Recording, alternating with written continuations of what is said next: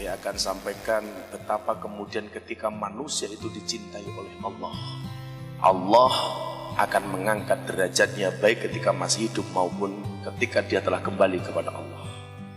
Pengen melihat kemuliaan seseorang, jangan dilihat ketika dia hidup, tapi lihatlah ketika dia sudah mati. Ibu bapak rahimakumullah, beberapa saat yang lalu kita kehilangan tokoh yang begitu luar biasa. Namanya siapa? Syekhina Murabbi Ruhina Maimun Zubair.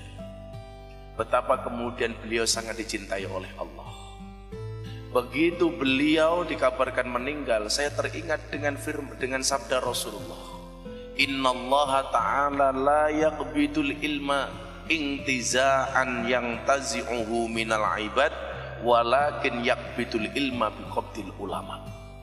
Sesungguhnya Allah tidak mengambil ilmu dari hambanya secara langsung, dicerabut sedemikian rupa, tetapi bagaimana Allah mengambil ilmu dari dunia biqabdil ulama, dengan cara mengambil para ulama-ulamanya.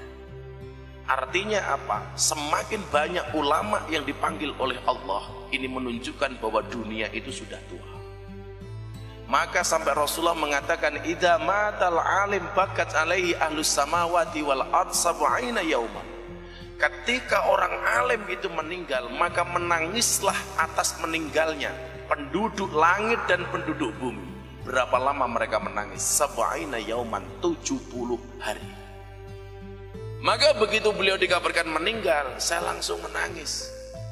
Karena Rasulullah mengatakan, man lam yazan bimautil ulama fahuwa munafikun. Barang siapa yang tidak bersedih atas meninggalnya ulama, berarti orang tersebut adalah munafik.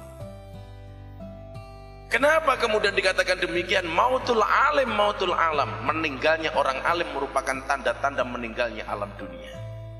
Mbah Mun itu kan paku. Kiai sekarang kan modelnya ada dua, ada paku, ada catut. Kalau paku itu tugasnya mengencangkan, catut itu tugasnya bubrahke rusak. Mbah Mun itu paku negara, paku agama. Kok pakunya diambil, itu tanda-tanda bangunannya sudah mulai keropos.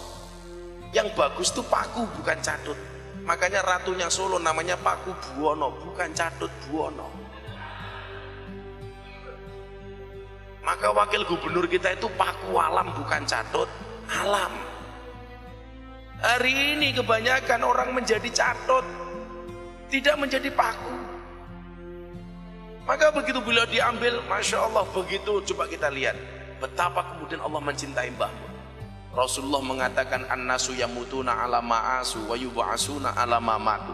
Seseorang itu akan dimatikan oleh Allah sebagaimana kebiasaan dia hidup, dan Allah akan membangkitkan dari alam kubur sebagaimana dia mati. Apapun kebiasaanmu ketika di dunia, itulah yang menggambarkan kematianmu besok ketika menghadap Allah. Anda rajin menghadiri majelis, wallah, insya Allah sesuai janji Rasulullah, Anda akan dimatikan kita menghadiri majelis. Beneran.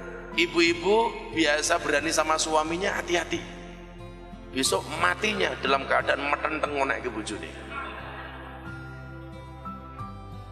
Coba kita lihat, kenapa Mbah Mun meninggalnya di Mekah, kenapa Mbah Mun meninggalnya ketika haji, kenapa Mbah Mun dimakamkan di Ma'la. Itu semuanya ada sebabnya. Anda tahu berapa kali Mbah Mun berangkat haji? Beliau berangkat haji 70 kali. Umur beliau 90 tahun, beliau naik haji 70 kali. Beliau itu absen haji hanya tahun 2018. Karena kebiasaan beliau haji, Allah panggil beliau dalam keadaan berhaji. Satu, beliau sangat mencintai kota Mekah, dan Allah takdirkan beliau meninggal di kota Mekah. Beliau sangat menghormati hari Selasa. Buktinya apa? Pondok pesantren Mbah Mun diliburkan hari Selasa, padahal kebanyakan pondok pesantren diliburkan hari Jumat, dan Allah ambil beliau pada hari Selasa. Beliau mengidolakan Siti Khadijah. Buktinya apa?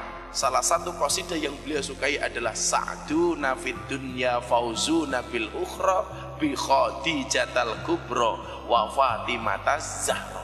Dan Allah berkenan menguburkan Mbah Mun di pemakaman Ma'la, satu pemakaman dengan Siti Khadijah. Saya merinding, Pak. Kok ada orang yang begitu sangat dimuliakan oleh Allah? Empat-empatnya Mbah Mun dapatkan. Mengidolakan Siti Khadijah, satu pemakaman dengan Siti Khadijah.